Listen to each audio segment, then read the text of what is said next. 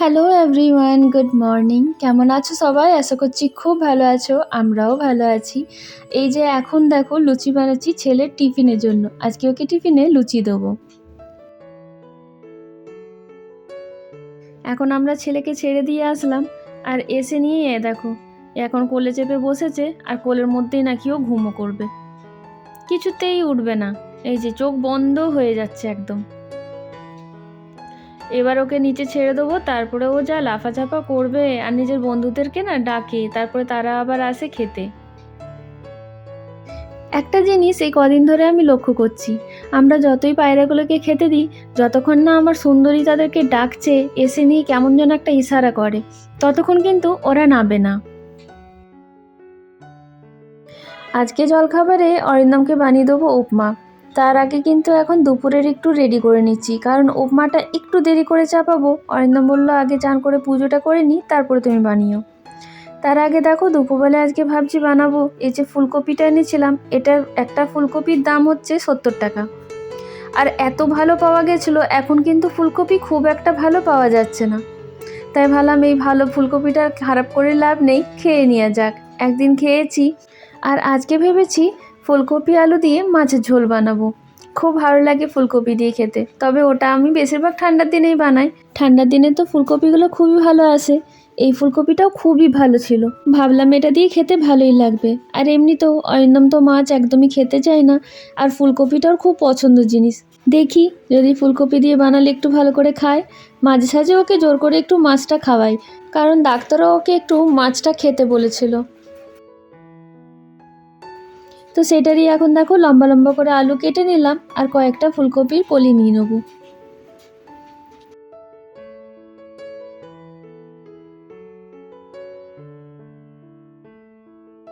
মানছি ফুলকপি, গাজর, বিট, ক্যাপসিকাম এগুলো সব শীতকালের সবজি, কিন্তু এখন তো এগুলো 12 মাসই পাওয়া যায়, তবে একটু বেছে নিতে হয় এই আর কি।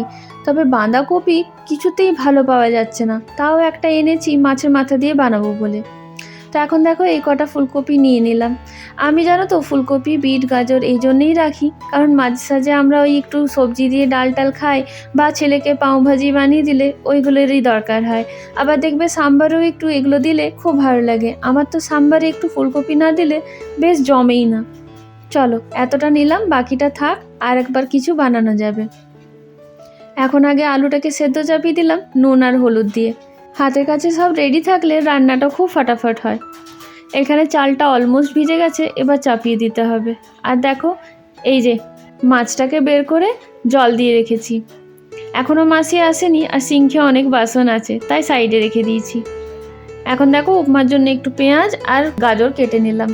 আজকে আর লঙ্কা দিলাম না, অরিন্দমের নাকি এখন লঙ্কাটা খেলে একটু গলাতে জ্বালা জ্বালা করছে, ইনফেকশন আছে তো।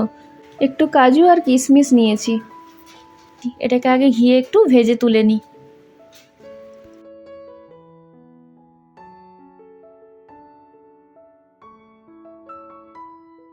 কাজু কিশমিশটা ভেজে নিয়েই দেখো বাদাম একটুখানি ভেজে নিচ্ছি।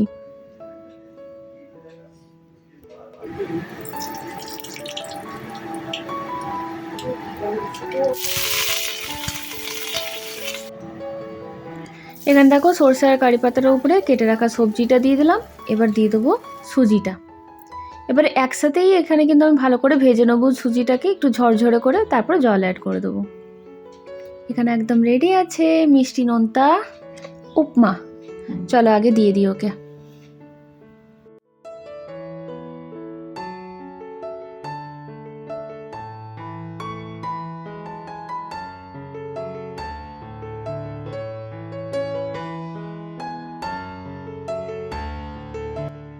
এখন এসে গেছি ছেলে স্কুলে। একটু জলদি এসে গেছি বলে একটু বসতে হচ্ছে, রাস্তাতে এত এখন জ্যাম থাকে না, তাই কোনো রিস্ক নিই না। তাই একটু আগেই এসে গেছি, যেই দেখবো বড় বাচ্চারা বেরোচ্ছে তখন আমি এগিয়ে যাব।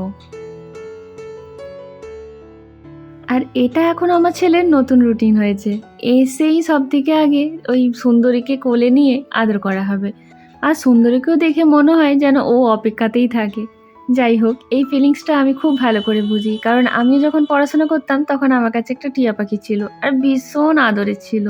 আমারও তখন শুধু ওই ছুটির পরে মাথায় চলতো যে যাই বাড়িতে দেখি আমার টিয়া পাখিটা কী করছে। তার নাম দিয়েছিলাম মিঠু। আর এখন আমার ছেলেরও ঠিক ওই রকমই ফিলিংসটা মনে হয়।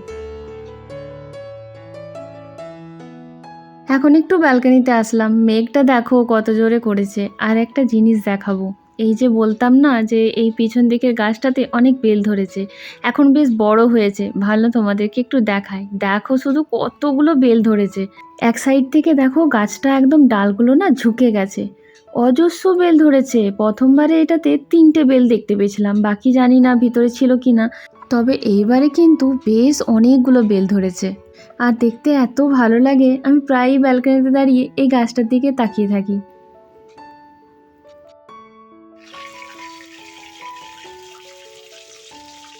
না, এবার ছেলের খিদে পেয়ে গেছে, এটা ওটা খেয়ে নেবে, তার থেকে আগে আমি দেখো মাছটা ভেজে দিয়ে দিচ্ছি ওকে খেতে। আলু সিদ্ধ, ডাল, মাছ ভাজা আর একটু লেবু দিয়ে দিয়েছি। এবার আমাদের মাছের ঝোলটা চাপিয়ে দিচ্ছি। মাছের ঝোলটা ওই জন্যই তো করে যেতে পারিনি, কারণ গরম গরম ওকে মাছটা না ভেজে দিলে ওর তো ভালো লাগবে না খেতে। একই তো মাছটা অনেক কষ্টে ওকে খাওয়াই আমি। তো দেখো এখন 5 ফোড়ন দিয়ে কপিগুলো দিয়ে দিলাম। আলুটা তো আগেই সেদ্ধ করে রেখেছি, ঝটপট হয়েই যাবে।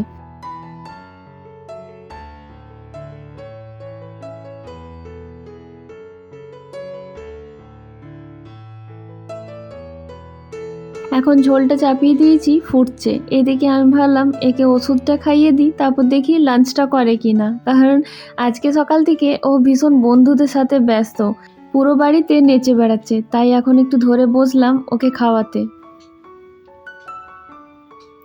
এখন ওষুধটা তো খেয়ে নিয়েছে, তবে খাবারটা কিছুতেই খাচ্ছে না। এই যে আমার ছেলে এখন একটু ভিডিও করে দিচ্ছিল, আর সুন্দরী সেটা দেখতেই ব্যস্ত যে কি করা হচ্ছে।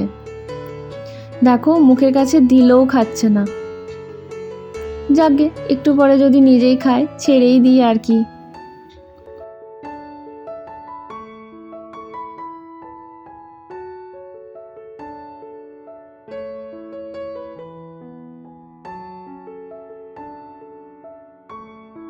এই যে আমাদের মাছের ঝোল একদম রেডি আছে। আলু তো সেদ্ধই করেছিলাম, এখন শুধু দেখতে হবে কপিটা সেদ্ধ হয়েছে কিনা।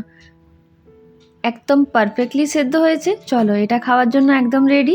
যাই এবার আমরাও খাবারটা খেয়ে নিগা। এখনো ঘড়িতে 2:30 বাজেনি, সব কিছুই হয়ে গেছে। ছেলে এখন একটু পড়তে বসলো, টিউশন আছে তো তাই। এখন বাইরে অলমোস্ট সন্ধে হয়ে এসছে। ছেলেকে আনতে যাওয়ার আগে ভাবছি এগুলো একটু সরিয়ে দিই। কিছু কিছু কাপড় শুকিয়ে গেছে, আবার কিছুগুলো শুকোয়নি। তাই ভাবছি একটুখানি এগুলো মেলা থাকুক, যেগুলো ভেজা আছে বাকিগুলো সরিয়ে দিই। ছেলেকে নিয়ে এসে মনেই সন্ধেটা দিতে হবে, এখনও তো তেমনভাবে সন্ধে হয়নি। আর ছেলের মনে কল এবার আসলো বলে। আসলে কি বলতো, এখনও তেমনভাবে কিন্তু সন্ধ্যের টাইম হয়নি। আজকে প্রচণ্ড মেঘ করে আছে বলে একটু সন্ধে সন্ধে লাগছে। একটা জিনিস দেখবে, ভোরের আকাশ আর সন্ধ্যের আকাশ অনেকটা একরকম লাগে। এই ভোরের আকাশ আর সন্ধ্যেবেলার আকাশটা আমার দেখতে ভীষণ ভালো লাগে। আর কিছুদিন পর থেকে যেটা আসবে শরৎকালের আকাশ, সেটাও খুব ভালো লাগে। আমার এদিকের ব্যালকনিটাতে আসলাম গাছগুলোতে একটু জল দেবো বলে, এসেই এইটাকে দেখলাম। এটাকে দেখলে আমার যে কি গায়ে কাটা দেয় যে কি বলবো। এটা কিন্তু এখনো বেশি বড় নয়, বাচ্চা শুঁয়োপোকা, তবুও আমার দেখে যেন গা হাত পা সব কাঁপছে। যাই হোক, এখন তো আর অরিন্দমও নেই আর ছেলেও নেই, আমাকে এই ব্যবস্থা করে এটাকে ফেলতে হবে। তাই দেখো একটা কাগজ দিয়ে এটাকে এখন ফেলবার চেষ্টা করলাম।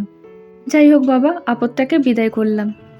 এখন এবার বেরিয়ে গেছি ছেলেকে নিতে। ফুরফুর করে হাওয়া চলছে আর একটু ঝিপঝিপ করে বৃষ্টিও পড়ছে। কি জানি জোরে বৃষ্টি পড়বে কিনা, আগে বাবা বাড়ি ফিরি, তারপরে যেন বৃষ্টি পড়ে।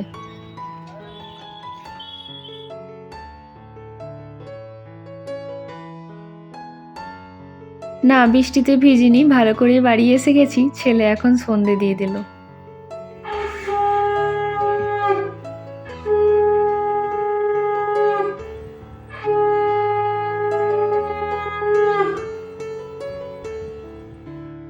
অরিন্দম দুপুর দিকেই বেরিয়েছিল একটু কাজে, এখন এসেছে, বলছে একটু খিদে পেয়েছে। তাই ভাবলাম একটু চা আর বাটার ব্রেড দিয়ে দিই।